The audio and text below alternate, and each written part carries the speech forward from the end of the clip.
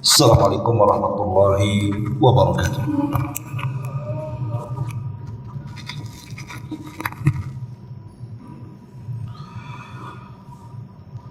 Alhamdulillah. Alhamdulillahilladzi hadana wa kafana wa ja'alana minal muslimin. Asyhadu an la ilaha illallah wahdahu rabbi la syarika lah. Waliyus salihin. Wa asyhadu anna Muhammadan abduhu wa rasuluhu alladzi la nabiyya ba'dah.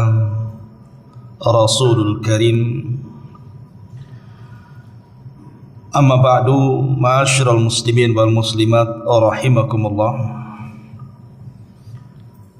Alhamdulillah, di malam hari ini kembali kita bisa duduk untuk bertalabul ilmi di Masjid Muhajirin.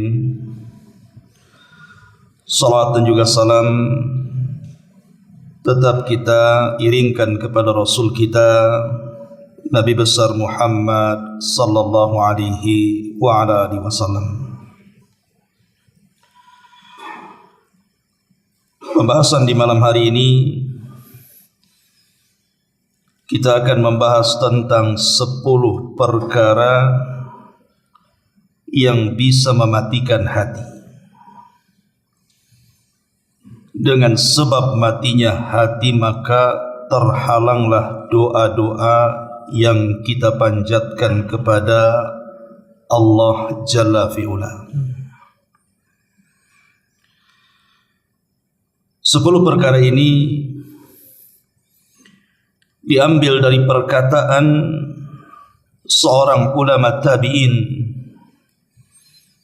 yang sangat mulia, Ibrahim ibnu Adham rahimahullahu ta'ala. Ma'asyiral muslimin yang dimuliakan Allah subhanahu wa ta'ala, satu hari Ibrahim ibn Adham rahimahullahu ta'ala sedang berjalan-jalan di pasar Basrah. Dan ketika itu ada kerumunan manusia yang sedang berkumpul, saling bicara satu dengan yang lainnya.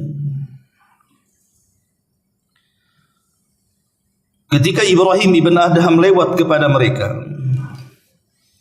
tiba-tiba satu di antara manusia yang berkumpul itu menghentikan Ibrahim ibn Adham.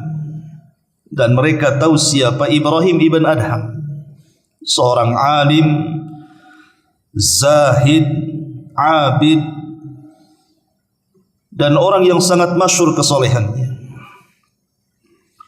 Faqala lahun nas, maka manusia yang ada di situ berkata kepada Ibrahim ibnu Adham, Ya Aba Ishaq, Ya Aba Ishaq,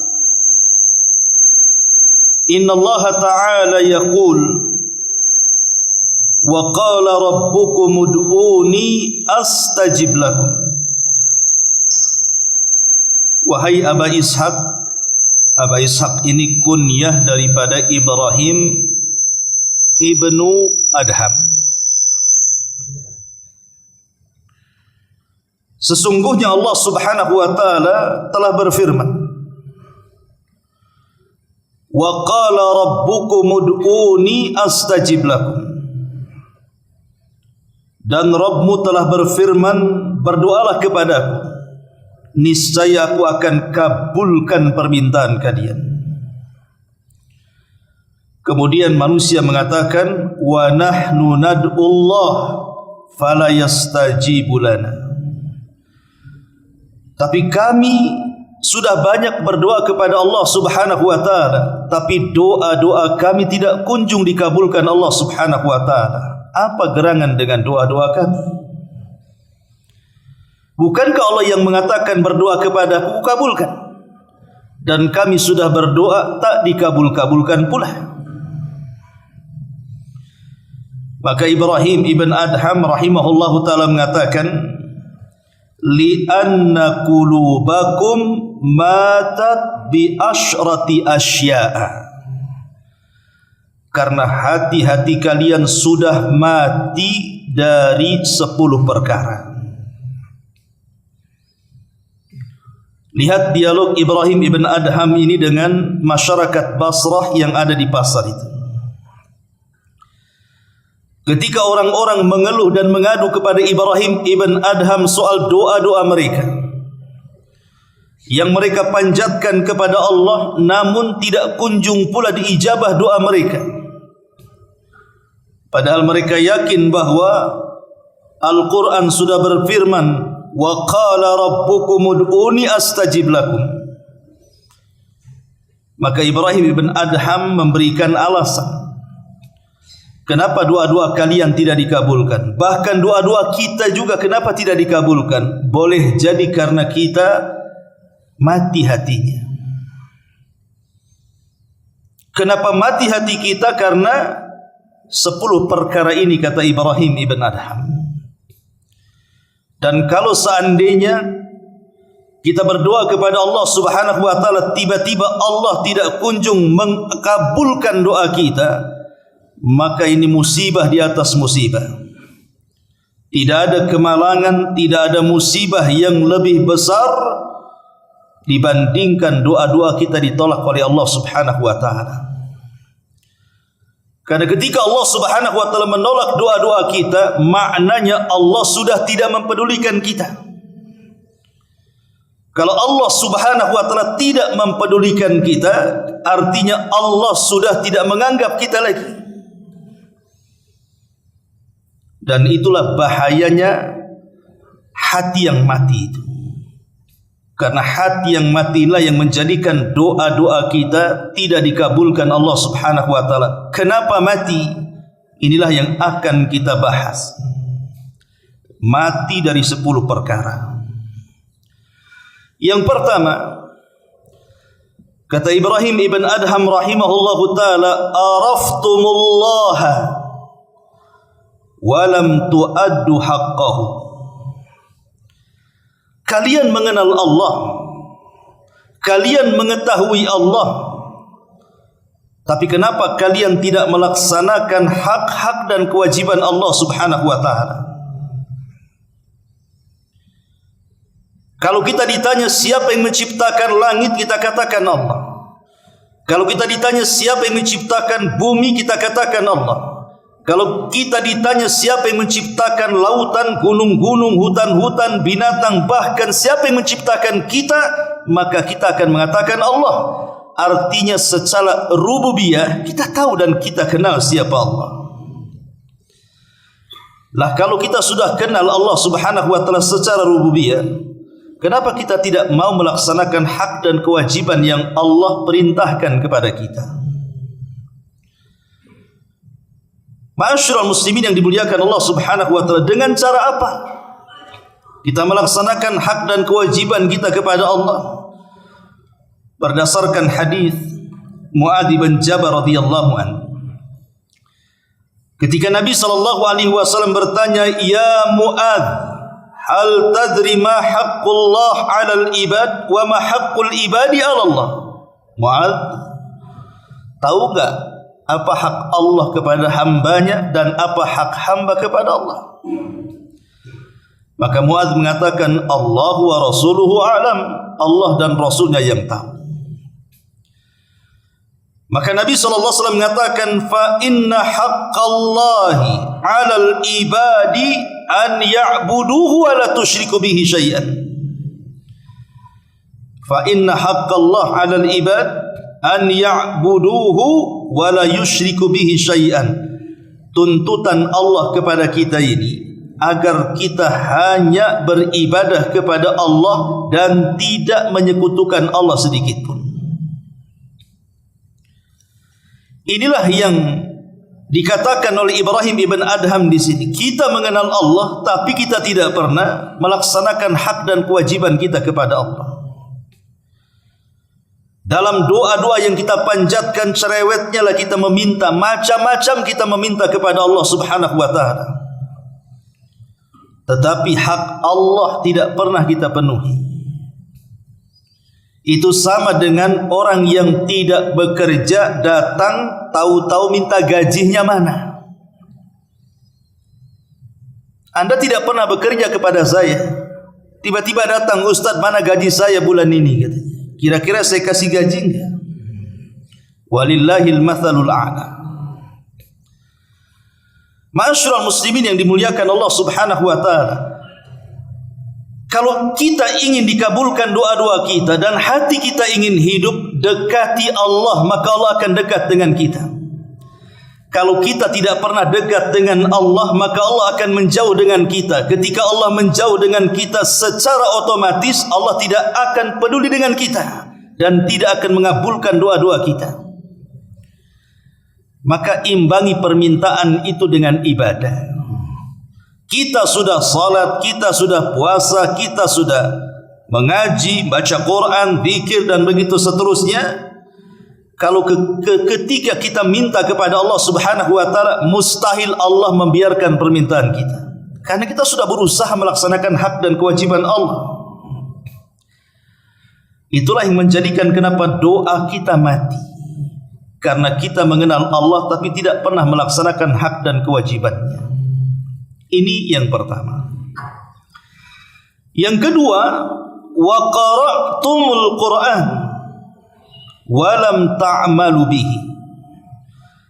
Engkau membaca Al-Quran, kata Ibrahim ibn Adham, tapi engkau tidak mau mengamalkan isi Quran. Itulah yang menjadikan mati hati kalian. Dan dengan sebab itulah doa-doa kita tidak dikabulkan. Saya buat analogi seperti ini.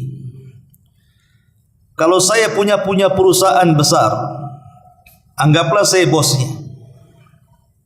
Kemudian saya berniat safar ke luar negeri. Kemudian saya mewakilkan perusahaan kepada Anda. Kemudian saya katakan kepada Anda, peganglah perusahaan saya. Nanti tugas-tugas yang harus kamu kerjakan, nanti saya akan kirim surat dari luar negeri, laksanakan dan jangan selisihi. Nanti ku bayar sekian dan sekian. Berangkatlah saya ke luar negeri. Kemudian saya kirim surat. Isi surat itu adalah tugas. Ini yang harus dikerjakan, ini yang harus dilaksanakan, ini yang tidak boleh dikerjakan, ini yang tidak boleh dilaksanakan. Pokoknya isi suratnya perintah dan larangan. Dan surat itu sampai kepada Anda. Masalahnya surat itu diletakkan begitu saja di laci lemari. Tidak pernah dilihat, tidak pernah dibaca, tidak pernah dilaksanakan isinya. Sampai saya datang. Kira-kira marah enggak saya itu? Ya pasti marah kan begitu. Ini perusahaan saya. Kamu melaksanakan tidak sesuai dengan SOP yang saya perintahkan. Bukankah sudah saya perintahkan dalam bentuk surat? Kenapa kau tak baca? Kenapa kau tak ikuti perintah-perintah itu? Kenapa kau letakkan suratku begitu saja? Pasti saya akan marah. Atau boleh jadi dia membacanya, tapi tidak melaksanakan isinya. Lalu apa gunanya kalau begitu? Hanya dibaca dan tidak dilaksanakan. Tentu saya juga marah kan begitu. Ini perusahaan saya, kenapa kau baca saja? Kau tidak amalkan perintah saya? Kamu kan wakil saya. Atau boleh jadi betul-betul dia hormati surat saya, dia baca surat saya, dia amalkan semua isi surat saya, maka tentu ketika saya datang saya akan bahagia. Kenapa? Karena wakil saya nurut dengan perintah. Walillah mathalul a'la. Tentu Allah lebih tinggi lagi permisalannya. Yang punya langit bumi ini Allah. Dan Allah sudah titipkan bumi ini kepada kita.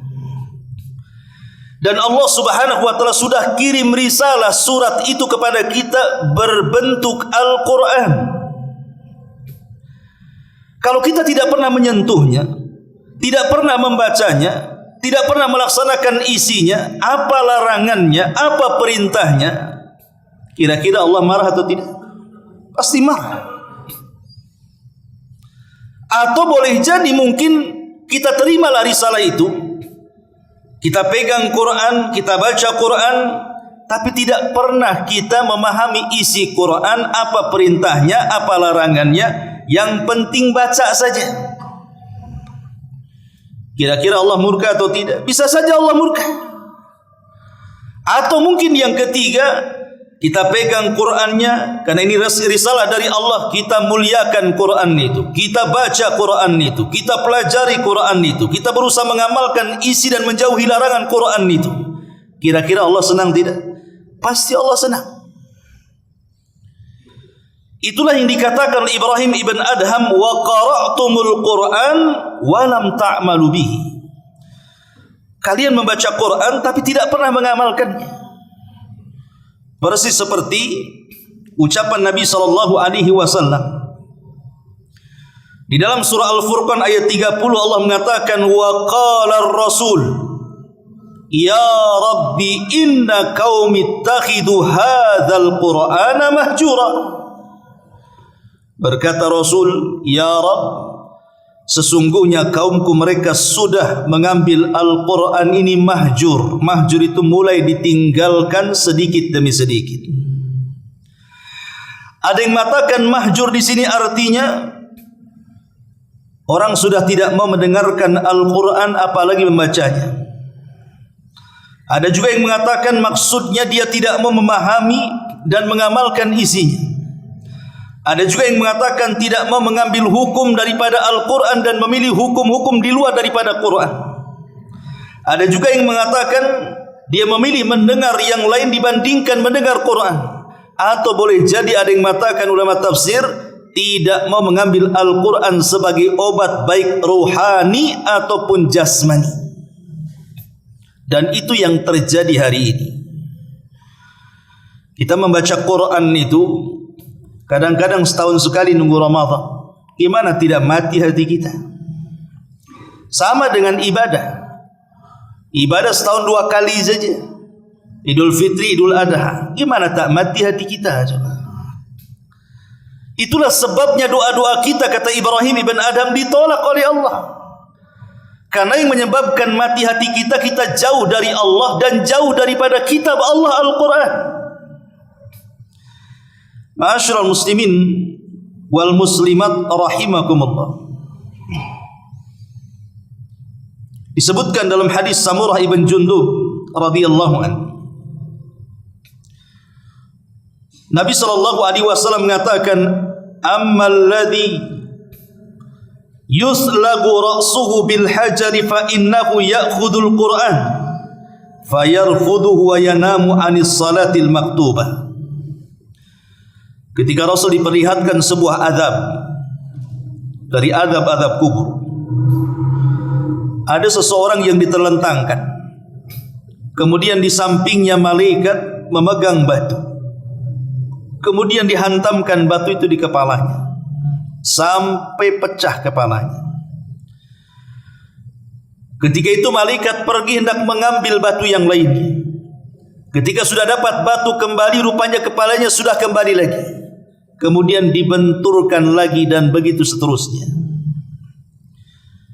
Kemudian Rasul bertanya kepada malaikat yang membawa dia, ma hadza? Kenapa orang ini siksanya begitu dahsyatnya? Apa dosanya?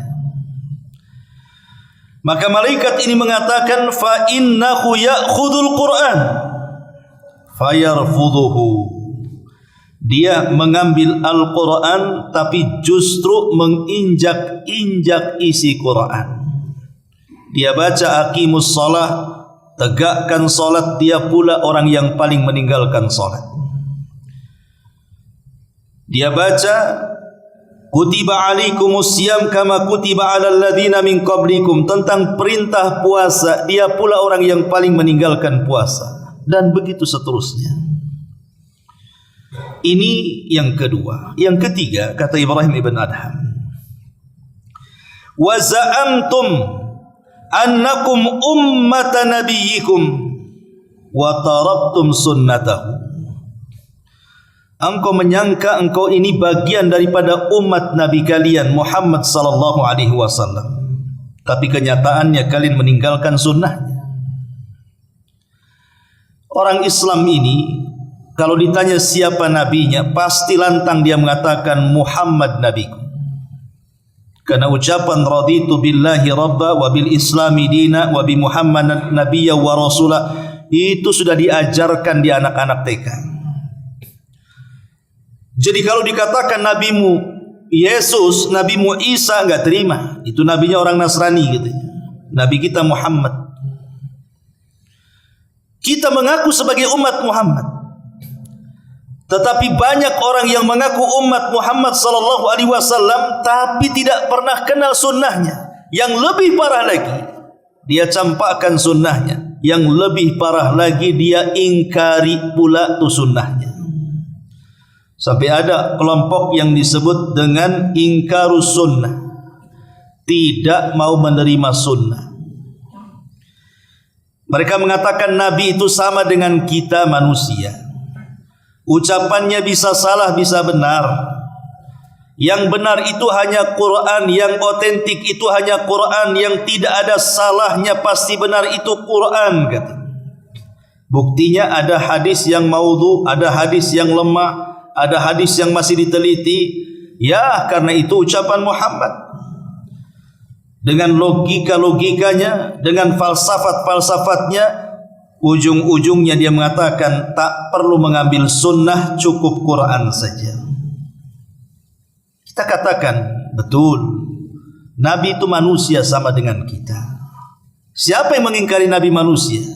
Tidak ada. Nabi itu manusia. Dia bukan malaikat, bukan jin, bukan setan. Dia manusia. Secara unsur biologis dia sama dengan kita. Dia ada dagingnya, dia ada tulangnya, dia ada darahnya, dia ada uratnya. Dia bisa sedih, dia bisa menangis, dia bisa bahagia, dia sama dengan kita. Tetapi yang harus dipahami, walaupun Rasul itu manusia, tetapi al-bashar la kal-bashar. Dia manusia tapi bukan seperti manusia yang lainnya. Betul dia manusia tapi berbeda dibandingkan manusia-manusia yang lainnya. Karena Allah sudah memilih dia. Dan kenapa Allah tidak memilih kita? Karena dia beda dari kita. Makanya Allah pilih dia. Bahkan Allah jadikan model dalam Al-Quran. Laqad kana lakum fi rasulillahi uswatun hasanah. Sungguh telah ada pada jati diri Nabi suri teladan yang indah. Allah jadikan dia model bagi seluruh umat manusia dengan keluhuran akhlaknya, sehingga Allah mengatakan wa innaka la'ala khuluqin azim. Engkau di atas akhlak yang paling baik wahai Muhammad. Jadi dia memang bashar tetapi lakal bashar, berbeda dengan bashar yang lainnya, berbeda dengan manusia yang lainnya. Allah jadikan dia orang pilihan.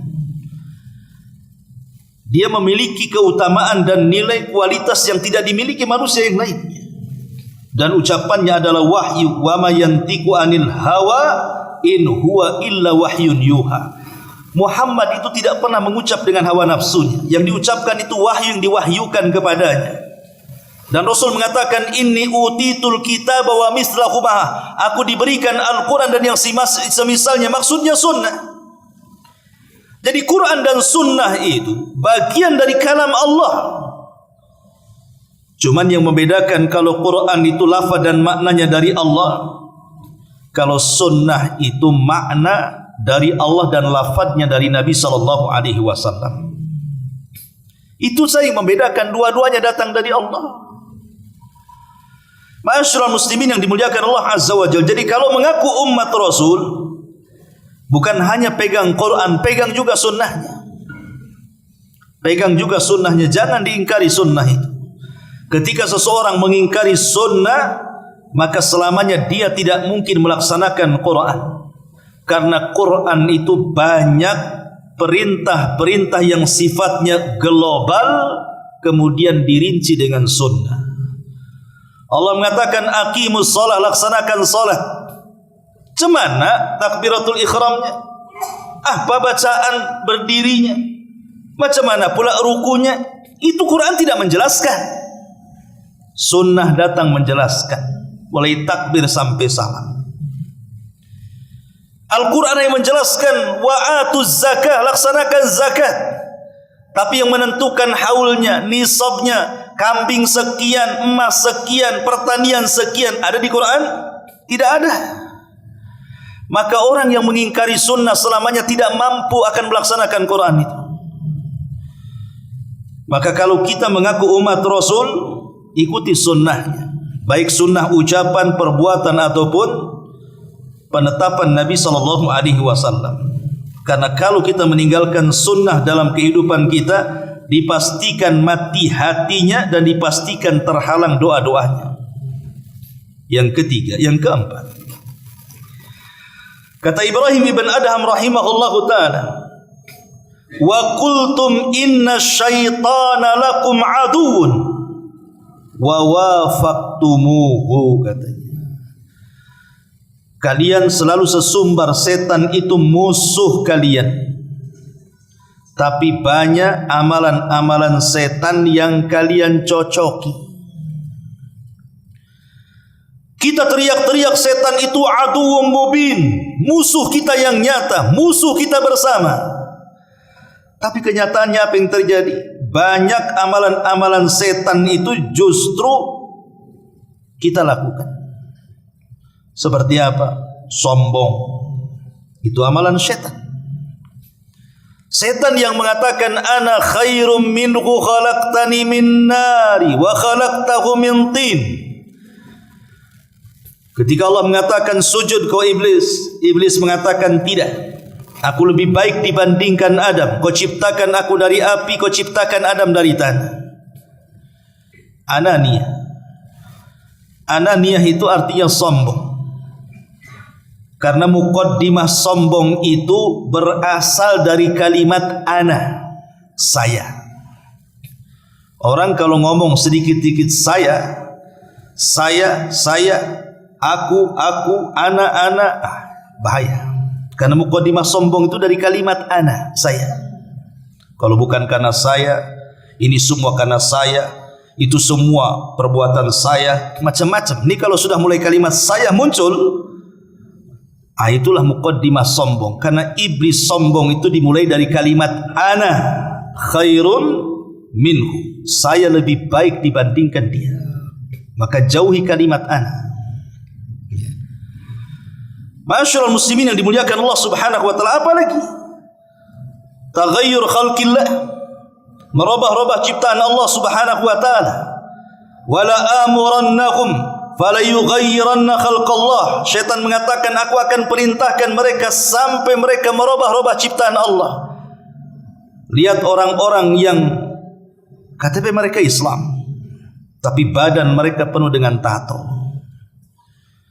Wanita-wanita Islam masih banyak yang mencukur-cukur bulu halis. Wanita-wanita Islam banyak kemudian yang menyambung-nyambung rambut kepala, mengikir gigi dan begitu seterusnya. Itu semua perbuatan setan. Ngaku setan musuhnya, tapi perbuatan setan dicocoki dia pula. Termasuk tabdzir, israf, membelanjakan harta kepada yang diharamkan atau membelanjakan harta ke yang halal tapi berlebihan. Itu semua perbuatan setan. Dan puncaknya adalah kesyirikan. Sihir, dunia perdukunan, bomo, orang yang datang ke dukun percaya dengan tangkal, percaya dengan bualan bah dukun dan begitu seterusnya. Lah itu semua adalah khutuwati syaitan. Lah kalau kalian memang mengakui syaitan itu musuh kita, maka janganlah mencocoki perbuatan setan. Karena mencocoki perbuatan setan itu mematikan hati yang akhirnya menghalangi doa-doa kita, kata Ibrahim ibn Adham rahimahullahu ta'ala.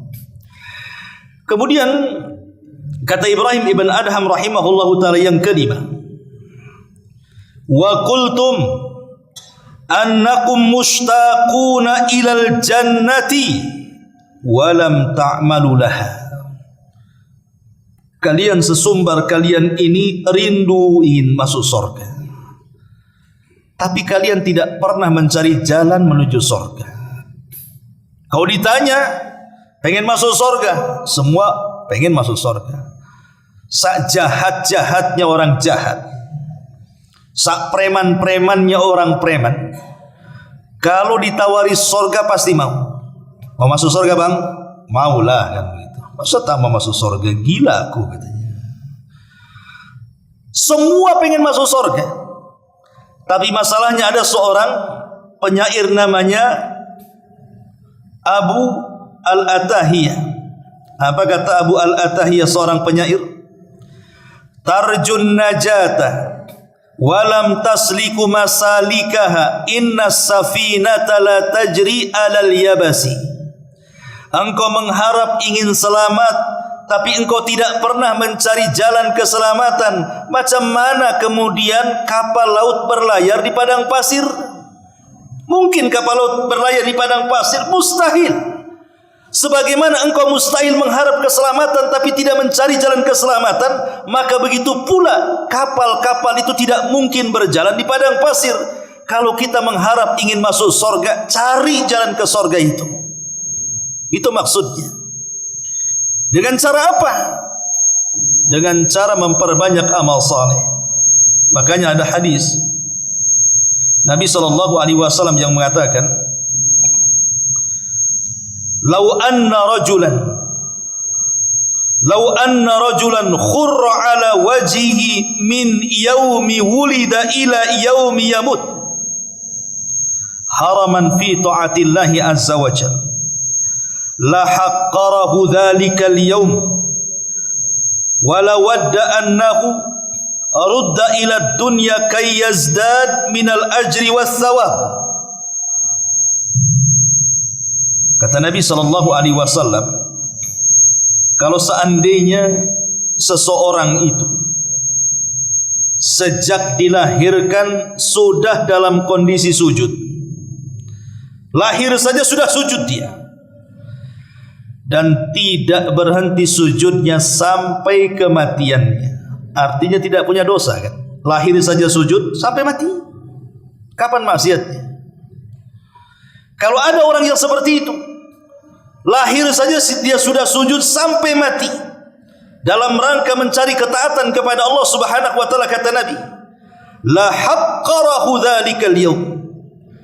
Nanti kalau sudah mati, maka orang ini masih menganggap kehidupan dunia ini masih menghinakannya.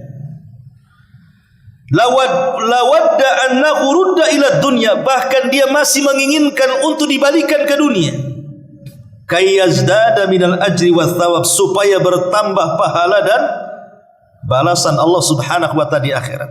Padahal dia terlahir sudah sujud. Hadis ini dikeluarkan Al-Imam Ahmad dan disahihkan oleh Syekh Nasiruddin Al-Albani rahimahullahu taala.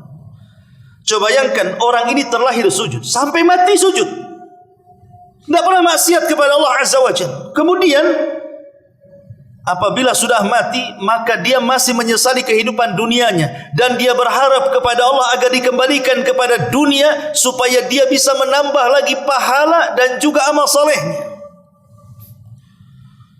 Itulah yang dikatakan para malaikat di hadapan Allah pada hari kiamat. Apa kata malaikat? Ya Rabb, ma'abadnaka haqqa ibadatik. Ya Rabb, maafkan kami, kata para malaikat, kami belum betul-betul beribadah kepadamu dengan sebenar-benar ibadah. Padahal malaikat pun tidak pernah maksiat. Kenapa ngomong begitu? Coba bayangkan. Makanya pentingnya kita beramal saleh. Karena hanya dengan itulah kita akan dimasukkan ke dalam surga. Walaupun kita katakan, kalau seandainya kita beli surga dengan amal soleh, kita tidak mungkin kebeli. Karena kita masuk surga itu bukan membeli, tetapi karena rahmat Allah Subhanahu wa taala. Tapi masalahnya rahmat tidak mungkin diraih kecuali dengan amal soleh kita. Kalau kita kemudian hanya berangan-angan ingin masuk surga tapi tidak beramal soleh, maka angan-angan belaka saja. Kemudian kata Ibrahim ibn Adham yang ke-6, wa qultum innakum takhafuna an-nar wa lam tahrabu minha. Kau katakan kau takut dengan neraka, tapi kau tidak pernah lari dari neraka. Kalau kita melihat api, pasti di dunia ini kalau ada kebakaran itu, pasti kita akan menjauh dari api kan? Karena panas. Ya. Ini api dunia. Kenapa api akhirat tidak terpikir lebih panas dibandingkan api dunia yang hanya satu bagian daripada 70 bagian api neraka? Kalau kita merasa takut dengan neraka, jauhi api itu. Dengan cara apa? Tinggalkan dosa-dosa dan maksiat-maksiat yang bisa mengantarkan kita ke dalam neraka. Karena sama juga sebejat-bejatnya orang, kalau ditanya mau masuk neraka bang, nggak mungkin dia mau saya masuk neraka. Gila dia. Tapi kalau memang dia memang takut dengan neraka, kenapa tidak lari dari neraka? Dan itu yang banyak. Hari ini yang banyak orang-orang yang hanya lisannya saja takut neraka, tapi perbuatannya masih mengamalkan neraka. Masih gibah, ya namimahnya, ya dustanya, gibahnya, macam-macam dosanya. Curang dalam dagangan, curang dalam bermuamalah, belum dari segi ibadah dan akidahnya, dan begitu seterusnya. Ya. Dan itu bisa mematikan hati. Dan kalau sudah mati hatinya, jauhlah doa-doa kita dari ijabah Allah Azza wa Jalla. Kemudian kata Ibrahim ibn Adham rahimahullahu ta'ala yang ke-7, wa qultum innal mauta haqqun walam tasta'iddu lahu. Kalian katakan mati itu sebuah kebenaran, tapi kalian tidak mau mempersiapkan akan kematian itu. Jadi kata Ibrahim ibn Adham rahimahullahu ta'ala, kalian yakin kematian itu ada, tapi kalian kenapa tidak mempersiapkan untuk kematian itu? Begini ikhwatu fiddin, muliakan Allah subhanahu wa ta'ala. Hidup di dunia ini, sebagaimana nasihat Rasul kepada Ibnu Umar, kun fid dunya ka'annaka gharib au abirus sabil. Jadilah di dunia, wahai Ibnu Umar, seperti orang asing ataupun seperti pelintas jalan ketika safar. Kalaupun istirahat sebentar, pasti akan melanjutkan perjalanannya. Itulah dunia. Dunia ini sementara. Dia bukan tempat tujuan dan persinggahan utama. Persinggahan utama nanti di akhirat. Dunia ini hanya lintasan saja. Dahulu di zaman Nabi, orang-orang Yaman, mereka ingin haji ke Mekah, tapi modal nekat, tidak mau bawa bekal. Mereka mengatakan, bekal kami Allah yang tanggung, katanya. Akhirnya berangkat mereka. Di perjalanan barulah mereka susahnya hidup di perjalanan, tidak ada makanan, tidak ada minuman. Akhirnya sebagian mereka ada yang mati kelaparan. Sampailah berita ini kepada Nabi. Maka ketika sampai berita ini kepada Nabi, turun ayat, wa tazawwadu fa inna khaira zadit taqwa. Berbekalah kalian. Penting bekal itu. Ya betul, sebaik-baik bekal takwa. Tapi bekal juga perlu. Jadi Nabi SAW kemudian turun ayat ini. Nggak boleh safar seperti itu. Safar tanpa bekal itu loh, nggak boleh. Itu nekat namanya. Safar tanpa bekal, ia dipastikan sengsaranya, ia sampainya belum tentu, kan begitu. Jalannya lelah, letih, tujuannya tidak sampai-sampai. Lah itulah hidup di dunia, ikhwatu fiddin. Kalau ketika kita safar ke akhirat ini tidak membawa bekal sama sekali, antum ini nekat namanya. Antum tak pernah sholat, tiba-tiba mati, nekat nggak tuh? Nekat antum itu. Kenapa? Karena tidak ada bekal kan? Orang nggak sholat pengen mati apa nggak nekat? Dia nekat, pasti itu jelas nerakanya. Ke surganya tidak pernah sampai, nerakanya udah sangkut betulan di situ tuh. Jadi kalau orang tidak membekali dirinya dengan amal soleh di dunia ini, maka selama safar ke surga itu maka tidak akan sampai-sampai, nyangkut-nyangkut di tengah jalan itu. Itulah nasihat Rasul kepada Ibnu Umar. Jadikan dunia ini seperti orang safar. Namanya orang safar itu harus bawa bekal. Lah bekal itu, itulah amal saleh, dan sebaik-baiknya adalah takwa yang dalam hati. Ma'asyiral muslimin yang dimuliakan Allah Azza wa Jalla. Makanya kenapa Rasul seorang penyair mengatakan, tazawwad minat taqwa fa innaka la tadri idza janna lailun hal ta'isu ila al-fajri. Wa kam min sahihin mata min ghairi illatin wa kam min alilin ashahinan min ad-dahr fa kam min fata amsa wa asbaha dhahika wa qad nusijat akfanuhu wa huwa la yadri wa kam min sigharin yurtaja tula umrihi wa qad udkhilat ajsamuhum dhulmatal qabri wa kam min arusin zayyanuha li zawjiha wa qad qubidat arwahuhum lailatal qadri. Kata seorang penyair, berbekalah dengan ketakwaan, karena sungguh engkau tidak tahu jika malam telah tiba, apakah engkau masih bisa hidup hingga pagi hari. Betapa banyak orang-orang yang sehat kemudian meninggal tanpa didahului dengan sakit. Betapa banyak orang-orang yang sakit yang masih bisa hidup beberapa lama. Berapa banyak para pemuda yang tertawa di pagi hari dan petang hari, padahal kafan mereka sedang ditenun dalam keadaan mereka tidak sadar.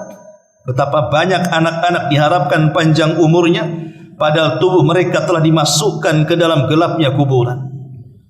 Betapa banyak mempelai wanita yang dirias untuk dipersembahkan kepada suaminya, padahal ruh mereka telah dicabut tatkala di malam Lailatul Qadar. Lihat, ya. Syair ini menunjukkan bahwa kematian itu loh datangnya tanpa pemberitahuan, dan kematian itu juga datangnya sebuah kepastian, dan kematian itu juga bukan akhir dari sebuah perjalanan. Itu sudah pasti. Makanya kenapa di sini dikatakan betapa banyak para pemuda yang tertawa di pagi dan petang hari, padahal kafan mereka sedang ditenun dalam keadaan mereka tidak sadar. Kita lihat orang-orang yang mati mendadak kan hari ini banyak, ikhwan. Di zaman Rasul mungkin ya sering saya katakan orang mati mendadak jarang. Atau di zaman orang-orang tua-tua dulu mungkin jarang kan begitu. Tapi hari ini orang mati mendadak itu banyak. Karena lalu lintas di jalan itu yang setiap hari kita saksikan, ada orang yang nabrak, ada orang yang ketabrak. Ada saja orang mati itu. Makanya kenapa di sini Ibrahim bin Adham mengatakan, kalian sudah tahu kematian itu kebenaran, kenapa tidak disiapkan? Maka siapkanlah kematian dengan ketakwaan kita kepada Allah. Jangan sampai mati hati kita gara-gara tidak mempersiapkan bekal safar kita ke akhirat. Kemudian kata Ibrahim ibn Adham yang ke-8, washtaghaltum bi uyubin nas wa tarabtum uyubakum. Kalian sibuk mengurus aib-aib orang, tapi kalian tidak pernah sibuk melihat aib sendiri.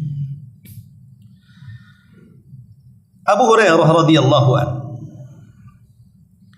beliau mengatakan, yubsiru ahadukum al-qudhata fi a'yuni akhi wa yunsil al-jadla fi aini nafsihi. Salah seorang dari kalian dapat melihat kotoran kecil di mata saudaranya, tetapi dia lupa akan kayu besar yang ada di hadapannya. Terkadang aib sekecil apapun pada orang lain bisa kita tahu, tapi aib diri sendiri terkadang tidak sadar kalau aib dia jauh lebih memalukan dibandingkan aib orang.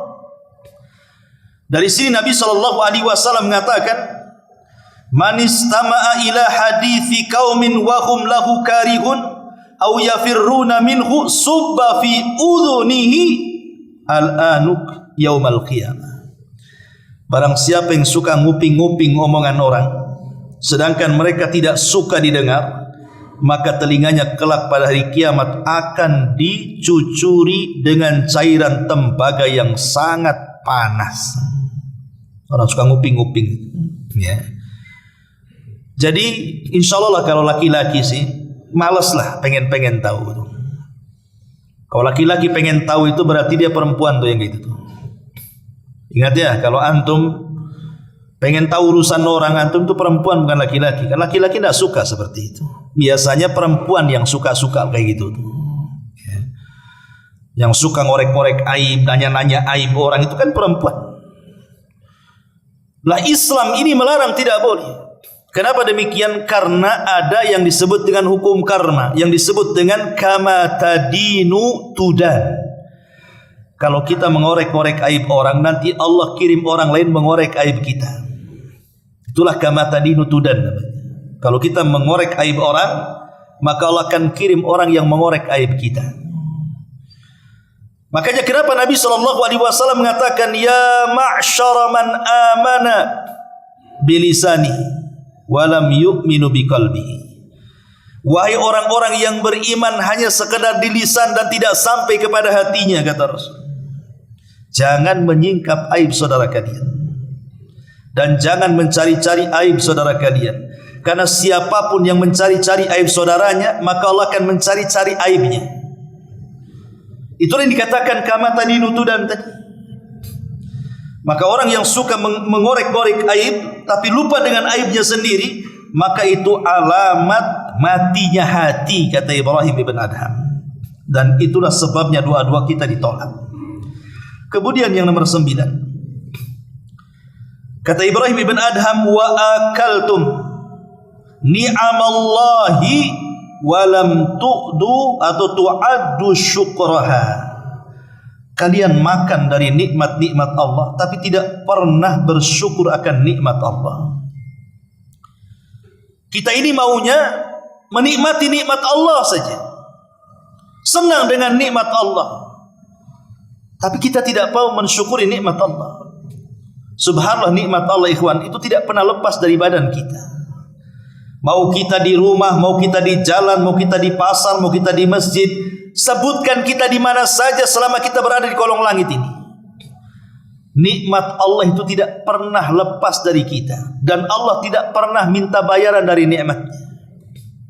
Ada Allah memajaki matahari, pajaknya sekian, PPN-nya gitu.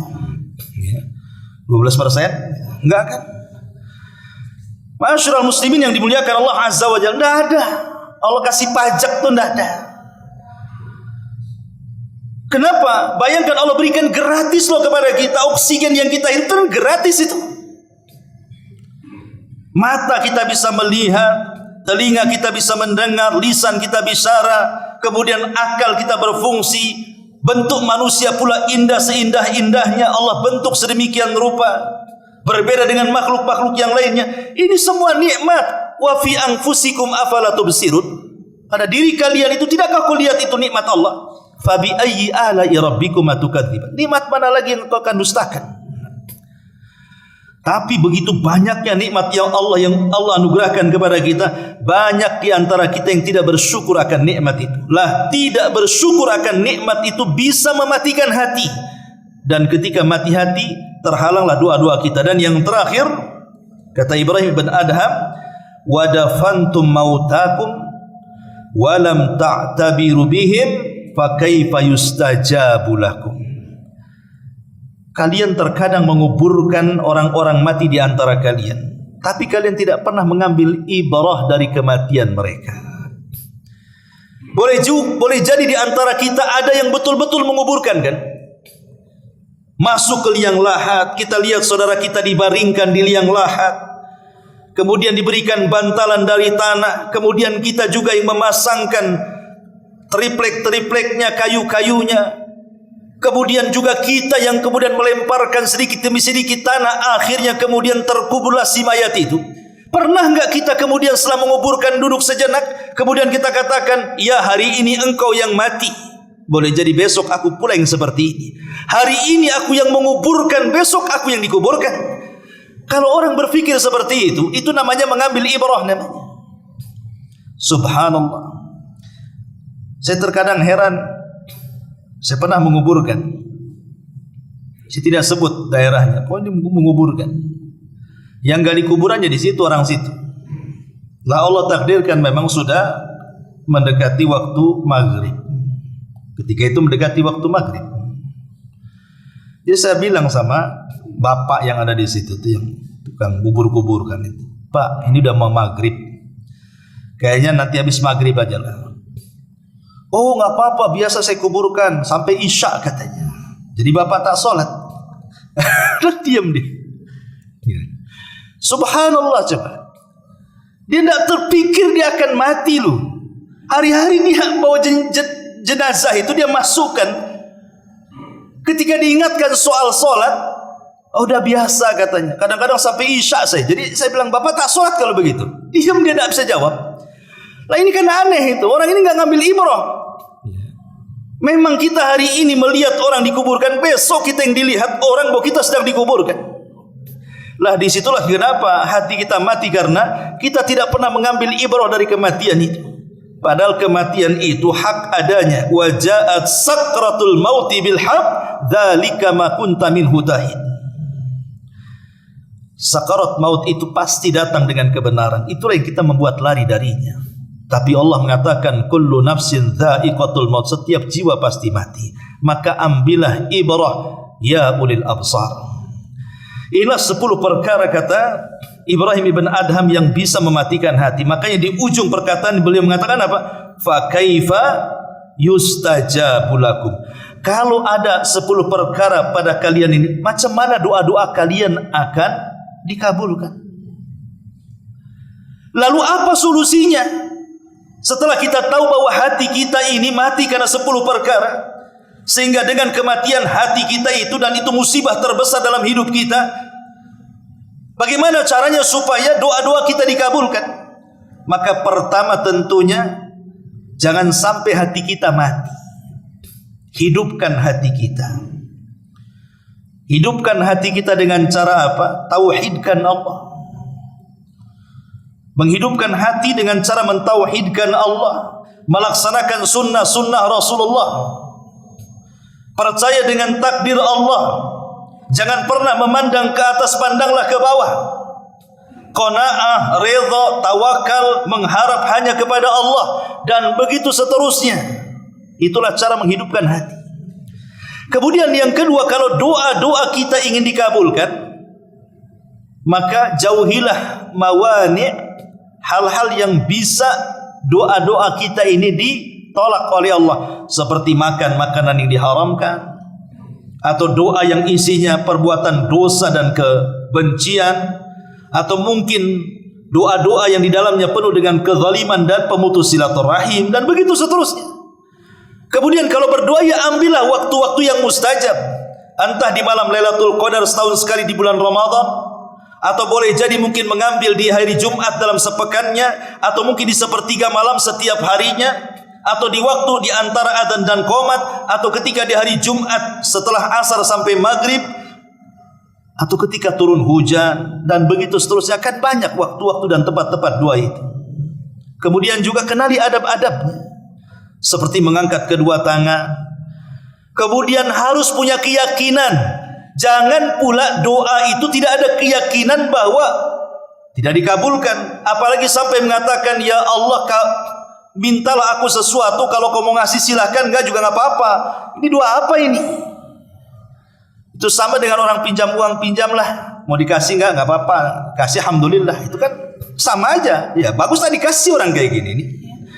Jadi kalau orang enggak yakin dengan doanya, sementara Rasul mengatakan wa antum muqinuna bil ijabah, sementara engkau harus yakin dengan Allah pasti mengijabah doa kita, maknanya doa itu harus penuh kesungguhan, tidak boleh ada kelalaian di dalam, apalagi ada main-main di situ. Dan juga jangan i'tidah, kata ulama. I'tidah itu maksudnya melampaui batas. Tahu dirilah kalau kita ini gajinya umpamanya 1 bulan ya 2 juta atau 3 juta. Berdoa, ya Allah, tambahlah gaji saya, entah 1 juta lagi jadilah umpamanya. Itu bagus ya. Ini doa tukang bangunan yang jelas per bulannya 3-4 juta. Ya Allah, kasih gaji 1 miliar. Tidak namanya. Siapa yang mau gaji 1 miliar tukang bangunan? Jadi jangan berlebihan, doa juga jangan berlebihan atau dirinci. Doa itu tidak perlu dirinci. Ya Allah, kebutuhan saya banyak nih, beras sekian tolong. Harga bawang sekian, harga cabai sekian. Mau ngaudit itu apa ini ceritanya? Jadi doa itu tidak perlu dirinci, minta saja langsung. Nggak perlu dirinci, karena merinci dalam doa itu bagian daripada i'tidal. Ya, berlebihan dalam doa tidak boleh. Ya. Jadi intinya bahwa kalau kita ingin dikabulkan doanya, ya adab-adab doa penuhi, jauhi larangan-larangannya, kemudian harus penuh dengan keyakinan kepada Allah bahwa Allah pasti mengijabah doa kita, dan tinggalkan 10 perkara yang bisa mematikan hati yang dengannya terhalanglah doa-doa kita. Wallahu a'lam.